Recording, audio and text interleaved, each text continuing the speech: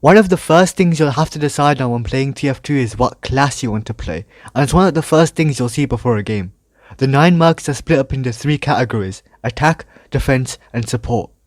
Now there are issues with this ordering, like how it's rather vague, and how some classes like Pyro can fit into multiple categories, not just one. But I want to propose a new idea, or at least what I think is a new idea. What if every class is a support? According to Valve, the only 3 support classes are Medic, Sniper, and Spy. But with the diverse items and playstyles that have developed over the years, I think every class can be supported for the team in some way, shape or form. And almost all of them can actually be kinda good at it. Except for one, but I'll get to that later. Now before I say how and who are good support classes, I want to address something. Sure, killing people is technically supporting your team, but that's not what I mean by a supportive class. They should be directly helping their team in some way, like Medic. He directly helps the team by healing them. It's simple. It's also the reason why people think Spy and Sniper aren't truly support classes. All they do is kill, which I guess is supportive, but not in the same way as Medic. It's also why people think that Pyro or Engineer should be a part of the support category, as they do support the team.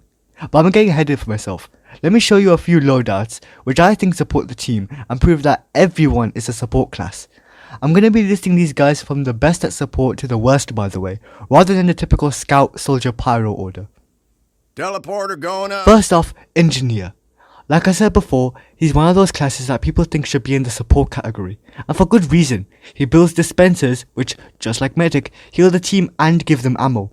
That alone is enough to justify how Engineer is a support class, but it goes even further, with his teleporters being very valuable for classes like Heavy, Medic, Sniper and even other engineers to get around quicker, either for the front lines or to help others, and that's just Engineer's buildings.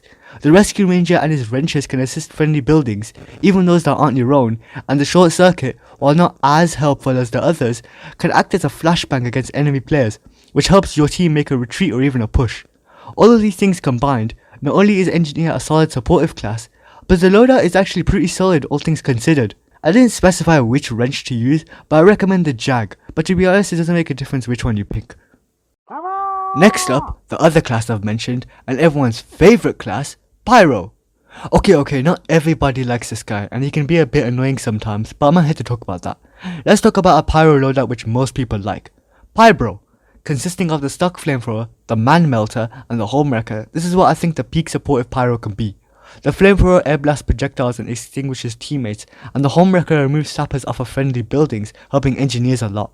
You might be thinking the man melter is a bit obsolete if you have the flamethrower, but the fact that the man melter doesn't require ammo to extinguish teammates can be useful if your engineer hasn't got a dispenser set up.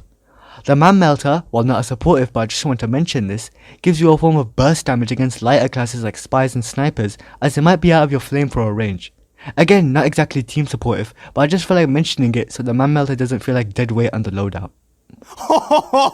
I know Scout is an odd choice, as people usually associate Scout with being a purely offensive class, and they're not entirely wrong, but ignoring how insane the man milk is just a bad choice. Giving your team extra sustainability during a push is very valuable and can even win games in some situations. Scout is kinda carried by this weapon when using it though, so his other 2 options are kinda lackluster. For primaries, I suggest either the stock scattergun for its large clip size and general consistency, or the short stop as it allows you to play at a safer range for a support class and gives you the option to chip down enemy buildings if needed. By the way, I know that I said killing enemy players isn't team supportive, but buildings are enemies, and they're somewhat easy to replace, so I feel like destroying them could be a supportive play. For melees, the candy cane is pretty good for helping your teammates heal up even more. Paired with the short stop, the medium range prevents you from dying as easily to demo men and soldiers who can both one-shot you with their primaries, whilst also making sure you can do decent damage back, giving you a reliable self-defense and maybe even offense if you're up for it. Now these next 3 classes can be somewhat supportive, but they're not exactly consistent with it. Sniper has piss and urine that he can use for guaranteed mini-crits, for not only himself but his team. The Girati is obviously the best setter of piss, but there's also the Sydney Sleeper. The Sleeper is actually pretty interesting as you don't need headshots to apply the effect, arguably making the rifle more spammable with increased precision and skill needed. This piss can also mark enemy spies to help your team, as well as extinguish burning teammates. Yes, the Sydney Sleeper can do this also. It's niche but it's there I guess. The melee style is also a bit more odd because anything that isn't the Bushwhacker, especially on this urine focused set, is pretty bad. Like really bad. but the Shansha could disrupt invisible spies in case you don't have any Jarate set up. It's also pretty niche, but it's something I guess. Take that! Heavy has his lunchbox, and because he's such a generous guy, he can give it to his teammates as a medkit. The amount of HP that's healed depends on the item given, like the sandwich would be a medium medkit, but the banana would be a small medkit. So this is certainly a supportive act, but that's all Heavy really has to offer for his team. The Hulong heater can burn enemy players, especially spies for your team, but you require so much more ammo than usual, so there's a penalty there. The Natasha can also slow down enemies, but this mechanic is bugged like with the Sandman, which is also why I didn't mention it for Scout, along with the fact that it sucks anyways. I suppose, like Air Blast, the Holiday Punch can disturb Uber pushes, but this is extremely risky to pull off, especially consistently. Heavy has options, but apart from the lunchbox items, they come at a cost. Still better than the next class though, being Charge! Soldier. Now I'm sure some of you are wondering why Soldier is comparatively low, especially since I put Scout overall classes above him. The main point I can see is that the whip is very supportive, but this melee only works away from the front lines, and if as a teleporter, it can become obsolete.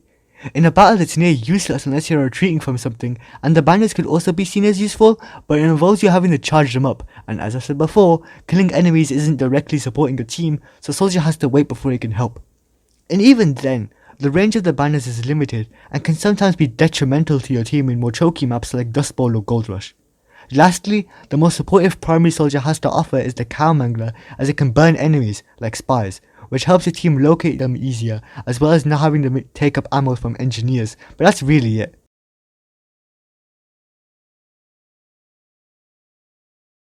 However, compared to Valve's ideas, Soldier is more supportive than a class like Spy. You see, as a pick class, Spy's method of supporting his team is killing essential parts of the enemy, like medics and engineers. But this isn't directly supporting his team. If we were to make Spy a class who has support directly, like Medic, then we can clearly see Spy isn't built for this, along with the last class. I did say not every class is going to be good at supporting their team. Spy's only method of doing so is with his Sapper destroying enemy buildings, but that's about it. His revolvers don't do much, his spies definitely don't do much, and his PDA-esque weapons don't benefit his team much. I suppose the threat and pressure of a spy on the enemy team is enough to have an impact, especially for snipers and medics after they have to be more aware of the surroundings, but I don't think it's enough to put him higher on the list. This is also one of the classes people say don't belong in their respective category, but at least that last class is in a good category on the selection screen, being Demo Man, and I guess Demo Knight, are probably the worst at supporting their team. Nothing in their loadout can help anyone, they can't heal or inflict conditions onto enemies or have other unique abilities. The only thing Demoman has going for him is that the Scottish resistance and this quickie bomb launcher can remove enemy stickies. But this mechanic is so obsolete as during the start of the game, you usually can't reach the enemy stickies while avoid being blown up. And the fact that shooting enemy stickies will remove them anyways, it makes it pointless. Also, enemy demo men have to be present for this idea to work, and it has to be demo men, not demo knights, because that's a different class altogether at this point.